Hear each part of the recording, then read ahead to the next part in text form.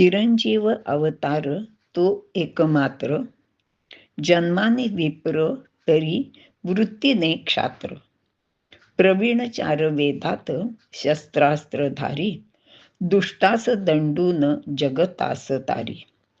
उन्मत्त पाप्या वर होता तो क्रुद्ध, शापाने दग्ध करी बाणाने विद्ध. या 4 ओळींमध्ये ज्यांचे वर्णन केलेले आहे ते भगवान परशुराम, विष्णूचे 6वे अवतार आहेत. आणि याच संबंधी शुकदेव राजा परीक्षितीला सांगत आहेत.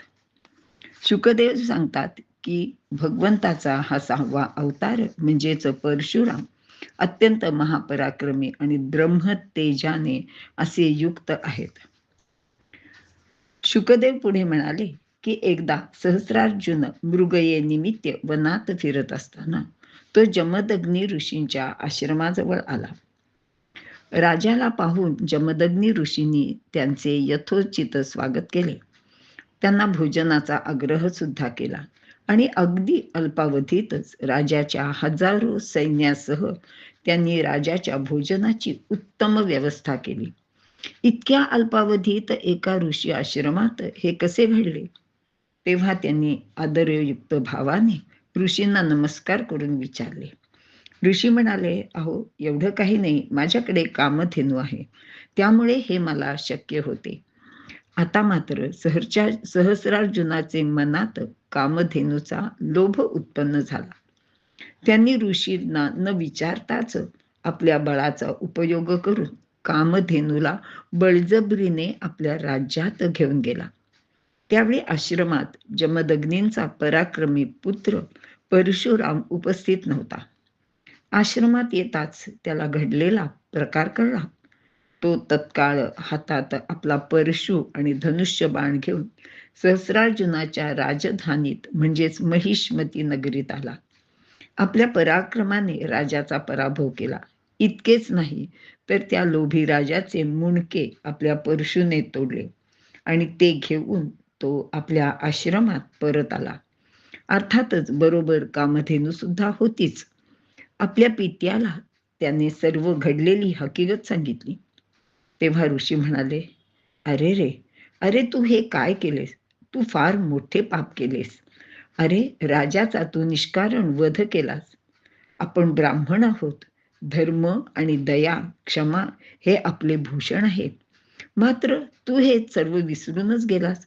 आता तू त्याचे प्रायश्चित्त घे. राजाचा वध करणे हे खूप मोठे पाप आहे आणि त्याचे प्रायश्चित्त घेतल्याशिवाय तुझी सुटका नाही. भगवंताचे स्मरण करीत तू तीर्थयात्रा करून आपल्या पापाचा नाश कर. पित्याच्या आज्ञेप्रमाणे परशुरामाने तीर्थयात्रा केली आणि तो परत आपल्या आश्रमात आला. त्यानंतर काय झाले? एकदा परशुरामांची आई म्हणजेच रेणुका ही पाणी आणण्यासाठी गंगेवर गेली होती. त्यावेळी तिथे चित्ररथ नावाचा गंधर्व अप्सरांबरोबर जलक्रीडा करीत होता. रेणुका तिथे उभे राहून ते पाहत होती आणि तिच्या मनात अगदी एकच सेकंद त्या गंधर्वाबद्दल किंचितची इच्छा उत्पन्न झाली. आता एवढा वेळ तिथं ती म्हणजे काही क्षण ती ते पाहत उभी राहत होती, पण त्याच वेळी होमाची वेळ होऊन गेल्याचं तिच्या लक्षात आलं. तिला घरी जायला उशीर झाला, परंतु तिने अगदी ताबडतोब पाणी घेतले आणि लगबगीने आश्रमात आली.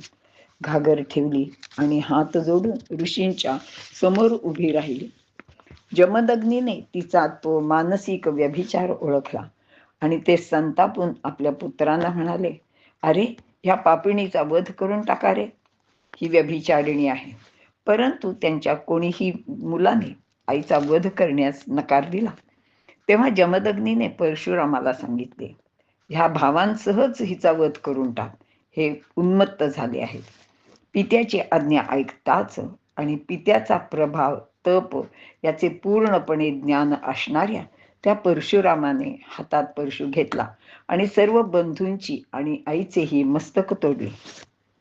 आता त्याच्या या कृत्याने जमदग्नींचा राग तर शांत झाला होता आणि ते प्रसन्न झाले आणि परशुरामांना म्हणाले की रामा, तुला काय हवंय ते तू मागून घे, मी तुला ते लगेचच देईन. तेव्हा परशुरामाने सांगितले की बाबा, आई आणि भाऊ जिवंत करा आणि मी त्यांना मारले ह्याची त्यांना आठवण सुद्धा राहू नये असे करा. आणि तथास्तु म्हटल्याबरोबर ती माता आणि सर्व बंधू जिवंत झाले. असे हे जमदग्नी ऋषी होते. त्यांच्या तपाचा खूपच मोठा प्रभाव होता.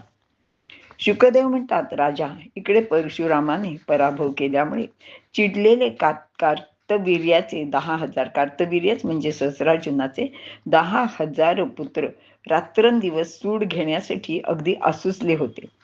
आणि एकदा परशुराम आपल्या बंधूंसह वनात गेला होता हे त्यांना कळले आणि वैर साधण्यासाठी टपून बसलेले ते सर्वजण जमदग्नींच्या आश्रमात घुसले. त्यांनी समाधीमग्न असलेल्या जमदग्नींचा शिरच्छेद केला आणि इतकेच नाही तर त्यांच्या अंगावर 21 प्रकारचे ठिकठिकाणी वार सुद्धा केले. जमदग्नींची पत्नी परशुरामांची माता खूपच दुःख करू लागली आणि त्यांनी जोरजोरात रडायला सुरुवात केली आणि आपल्या लाडक्या मुलाला म्हणजे परशुरामांना तिने हाक मारायला सुरुवात केली. आईची हाक ऐकताच परशुराम धावतच आश्रमात आले आणि त्यांनी पित्याचे ते शरीर पाहिले. अत्यंत दुःखाने, शोकाने परशुराम सुद्धा विलाप करू लागले आणि ते म्हणाले की अहो बाबा, तुम्ही हे काय केलेत? आम्हाला सोडून तुम्ही कसे गेलात? मात्र पित्याचा देह माता आणि बंधूंच्या ताब्यात सोपवणं काही वेळातच पृथ्वीवर एकही क्षत्रिय जिवंत ठेवणार नाही असा निश्चय करून खांद्यावर परशु घेऊन परशुराम आश्रमातून निघाला. अगदी अत्यंत चिडलेला, रागवलेला तो महिष्मती नगरीत गेला आणि तिथे त्याने एखाद्या जंगलात किंवा एखाद्या गवताचे शेत जिथे असते तिथे कसे गवत कापून टाकतात त्याप्रमाणे त्यांनी क्षत्रियांना मारण्यास सुरुवात केली. त्याचे वर्णन असे सांगतात की तिथे अगदी मुंडक्यांचे ढीग झाले, रक्ताच्या नद्या वाहिल्या, पृथ्वीचा रंगही बदलला आणि असे एक नव्हे, दोन नव्हे, तर त्यांनी 3 वेळा म्हणजे तीनदा नाही तर अगदी 21 वेळा सर्व पृथ्वीभर फिरून अगदी एक एक क्षत्रियांना शोधून शोधून ठार केले आणि त्यांच्या सर्व मुंडक्यांचे पर्वत आणि रक्ताचे डोह तिथे तयार झाले. आता क्षत्रियांचा इतका नाश आणि इतके वेळा नाश करण्याचे कारण असे सांगितले जाते की जमदग्नींचे नुसते मस्तक तोडले नाही तर त्यांच्या अंगावर 21 वेळा वार केले होते आणि ते पाहूनच त्यांनी 21 वेळा ही पृथ्वी निक्षत्रिय करण्याची प्रतिज्ञा केली होती. त्यानंतर पित्याचे मस्तक शरीरात जोडून और्वदेहिक वगैरे केले. त्यांना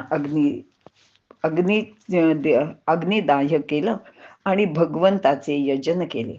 यज्ञात होता ब्राह्मणाला पूर्व दिशा, ब्रह्मा याला दक्षिण दिशा, अधर्व याला पश्चिम दिशा आणि उद्गाता याला उत्तर दिशा, याप्रमाणे त्यांनी जिंकलेल्या सर्व पृथ्वीचे दान देऊन टाकले आणि नंतर अवभृत स्नानाने निष्पाप होऊन परशुराम अगदी दिव्य तेजाने सूर्याप्रमाणे शोभू लागला आणि काही ठिकाणी असे सांगितले जाते की त्यांनी ही जिंकलेली सर्व पृथ्वी कश्यप ऋषींना दान दिली आणि मग कश्यप ऋषींनी त्यांना सांगितले की आता तू ह्या इथे जी तू दान दिलेली पृथ्वी आहेस तिथे तू राहू नकोस.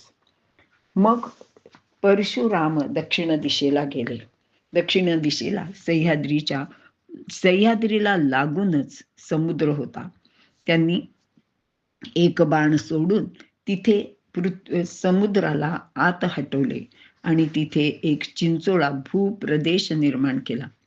तीच ही कोकण भूमी. ती भूमी त्यांनी आपल्या शिष्यांना दिली. तेथे वास करायला सांगितला. नंतर ते स्वतः महेंद्र पर्वतावर राहू लागले. असे हे निस्पृह परशुराम भगवंताचा 6वा अवतार होते. त्यांना शंकराने प्रसन्न होऊन आपले शिवधनुष्य दिले होते. कार्यसमाप्तीनंतर ते त्यांनी जनक राजाकडे ठेवले होते. जनक राजाने त्या शिवधनुष्याला जो कोणी प्रत्यंचा लावेल त्याला आपली कन्या जानकी म्हणजेच सीता वरमाला घालेल असा पण लावला होता. हा पण श्रीरामाने जिंकला.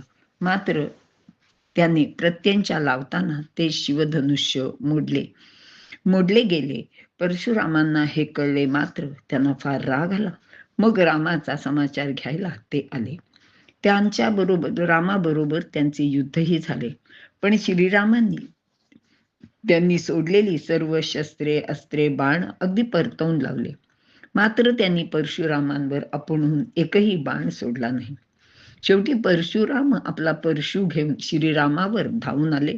तेव्हा रामाने आपला बाण भात्यातून काढला आणि धनुष्याला जोडला. तेव्हा परशुरामांच्या लक्षात आले की अरे, हे तर भगवान विष्णूचा 7वा अवतार आहेत, हे श्रीराम आहेत. आणि मग त्यांनी आपला परशु खाली ठेवला. पण आता रामाचा तो बाण पुन्हा भात्यात जाणार नव्हता. त्यांनी विचारले की या बाणाचे मी काय करू? तेव्हा ते म्हणाले, काही नाही, माझा क्रोध आणि अहंकार तू या बाणाने नष्ट कर.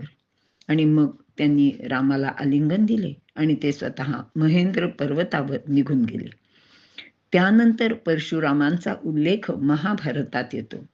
त्यांनी भीष्माचार्य, द्रोणाचार्य आणि कर्ण यांना धनुर्विद्या शिकवली होती. ते तीनही शिष्य धनुर्विद्येत पारंगत झाले होते.